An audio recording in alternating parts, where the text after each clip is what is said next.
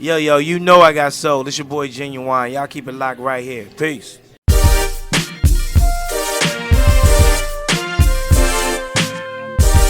All right, Ginuwine, back in Vancouver again for another show. Yeah, man. What's going on with you, man?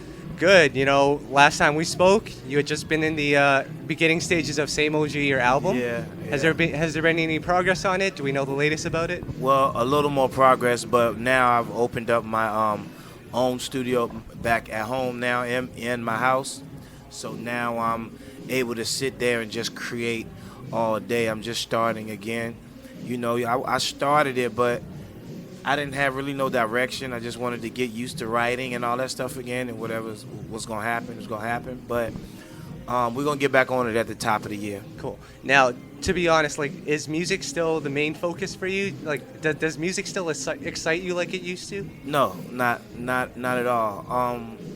What excites me is doing shows now. I don't really get too much excited about doing new music because you never know what your music is going to bring, and it seems like now it's all for nothing. I mean, it's more so as a platform to do other stuff, which is cool, but back in the days, we used to sell records, you know what I mean? And now you're only selling a fraction of what you used to sell, if you sell that.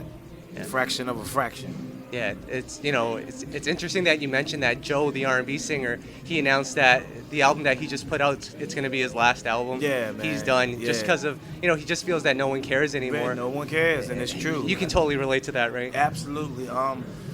But he's been in the business just as long as I have, longer. And so he's able to continue to tour on what he's already done. You know what I mean? Because people want to continue to hear those records, So that's what I've been doing. And, when you're in a position where we are, and myself, you don't know where you fit in, really. You don't quite know where you fit in. So we're just going to, keep touring. And I think in about 2 records, I'll be done, too. I mean, it's because it's really for nothing no more. Yeah. Radio is saturated with the same old stuff. Yeah. I don't know. Well, here's some food for thought for you. A lot of R&B artists right now, old and new, they focus so much on social media. Yeah. But I feel like your generation, I don't know if your audience has moved on to social media like that. I think some of them are still listening to the radio. Absolutely. And there's not a lot of outlets for R&B. Do you think doing shows is the key to connecting with your audience right now? I think doing shows with other R&B artists like myself, that brings the attention to the crowd and brings them to to know you again, because you can't no longer just do those one-offs, just one artist. Like, I don't like just being me on the show. I like me, 112, Drew Hill, Jagged Edge. Like, those are the shows that people miss.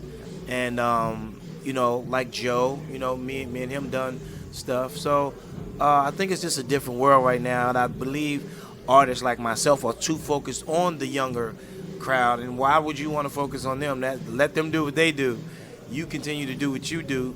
Yeah. I'm not going to listen to the hottest hip hop station in my city, because that's just not where I'm at right now. I'm going to listen to the smooth, laid back jams of 90s and early 2000s. You know what I mean? Because that's where I am, and that's where my audience is. Right. Interesting you mentioned these tours. A couple of weeks ago you were in Kentucky on tour, Casey and JoJo. Yeah. You with Smokey and Black and Playa. Yeah. That must have been fun for you, right? Yeah, that was like a coming home surprise. And, I love those dudes. I came up with Devontae and Jodeci. So it's always a good thing to see those guys and perform with them, and especially Black and Smokey.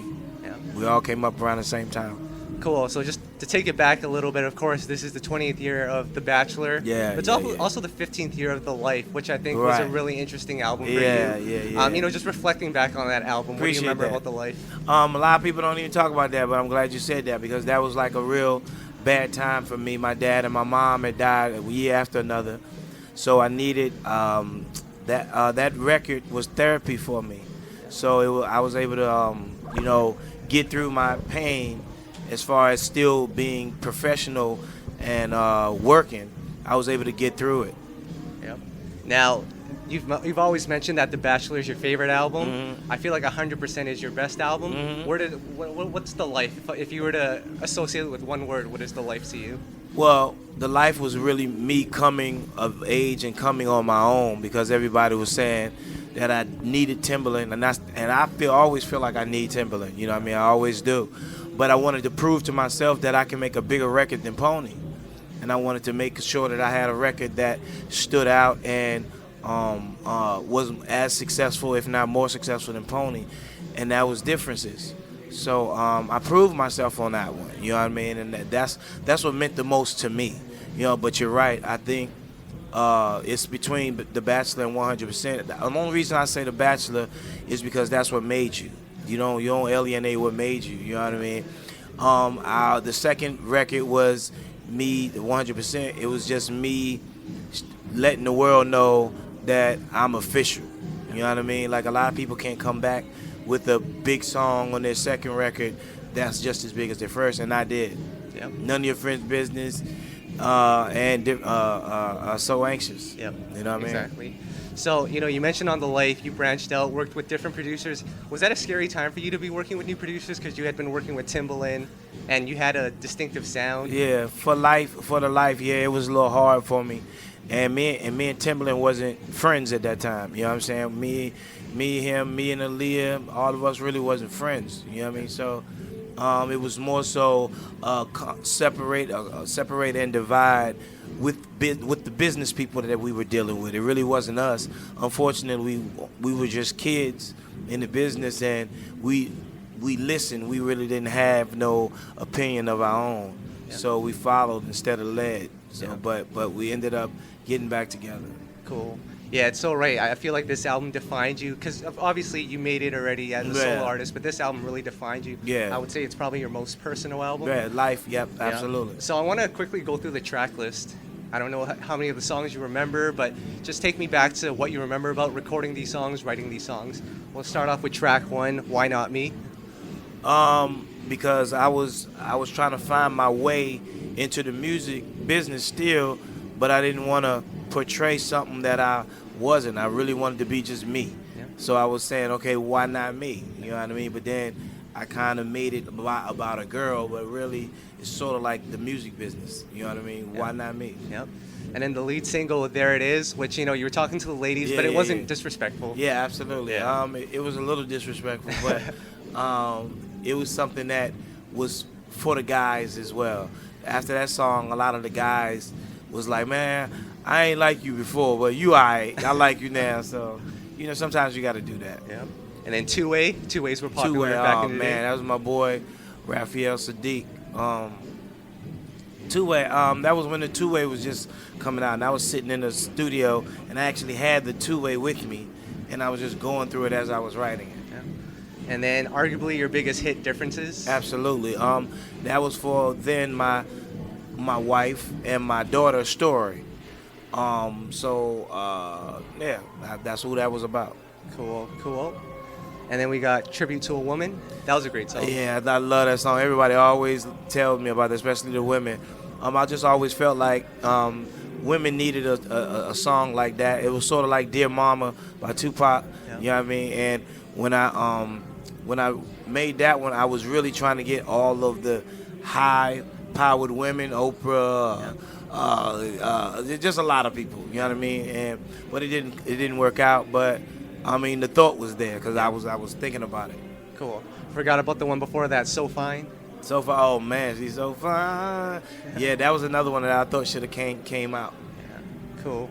So now we have Why Did You Go, which is my personal favorite off that album. Oh yeah, why did you go? Why did you leave? Why did you take your love from me? Well, yeah, self-explanatory. Yeah. I'm talking about a girl why she left. Yeah. Next one is How Deep Is Your Love? Oh yeah, I wrote that in about 15 minutes. Me and Troy Oliver were really on a mission during that record. He was betting that I couldn't finish a record in 15 minutes. We'll write it in 15 minutes, and I was like, bet. And so that's what I did. I wrote Differences in 15 minutes. I wrote How Deep Your Love was 10, 15 minutes. I wrote pretty much all of those that I wrote on there. I wrote it. Nice. Now, this is the one Timbaland record on the album, That's How I Get Down, with Ludacris. Oh, yeah, with Ludacris. Yeah. I didn't want to deviate from what people knew. Yeah. And even though I was on my get back, I was like, still, I need you for a song or two. So he had that one, and I was like, all right, let me write it. And then Ludacris write his part, and we're good. How'd you get Ludacris on this song? Was that your choice? At that point, yeah, at that time, it was just like you could actually hear his voice on it. Yeah. You know what I mean? So I was like, Yeah. Next one is the show after the show. I was looking for something like thong. Yeah. So thong. I was Yeah. looking for something like that. So yeah, that was one of the ones that we did. Yeah. Role play, which had a nice concept to it. Self-explanatory. Yep. Open Arms, which was one of the more personal songs. That was something I just wanted to write, and I wanted a crossover song. I wrote that in 15 minutes too. Nice. Superhuman with Diane Warren. Diane Warren. I wanted a big pop movie type song, so went to her. Diane Warren. 2 Reasons I Cry. Self-explanatory. My Yeah. mom and my dad. That must have been a hard song to record. Absolutely. I wasn't really able to finish it that night, but I Yeah. did finish it. Yeah. Okay. And then the last song on the album, Just Because. I hate that song. You hate that song? Still. I hate that song. My label made me do that. Didn't make me, but of course, it was deals made, and I was like, all right, I'll do it. And I had to do a video for it. Have you ever saw the video? Yeah, I remember. Yep. Yeah. That was an interesting video. But they was trying to make me pop. Now I see what they was doing. Yep. But back then I was, I want to do this. I want to do that. So Fair it's enough. all right though. Now, I mean, it might be unfair because these are all your albums, but do you think you could rank your albums? I think you were trying to do it earlier.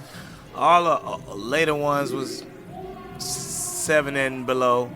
The first 4, 8 and higher. 8 and higher? Yeah. Yeah. I felt like A Man's Thoughts was up there. Oh, yeah, that was a good one. I That like was the a man's good- thoughts. Yeah, I did that like was a it. good one. I usually don't even listen to my stuff. Yeah. But I happened to listen to that again. I was like, that was Yeah. kind of alright. Yep. Yeah. Yeah, and that came at a time where, you were gone for a minute. Well, yeah, and I back. came back with Last Chance, and it was Last like, Chance. yo, and Yep. it was number 1. So Cool. that helped me. Yeah, for sure. Yeah. That's all that I've got for you. Anything you'd like to add? Thank you. Just want to tell everybody to support me. Go to @Ginuwine on Instagram, @Ginuwine on Twitter, and all that good stuff. And it's Playtime on Snapchat. And hopefully everybody come out and see me when I'm in their city.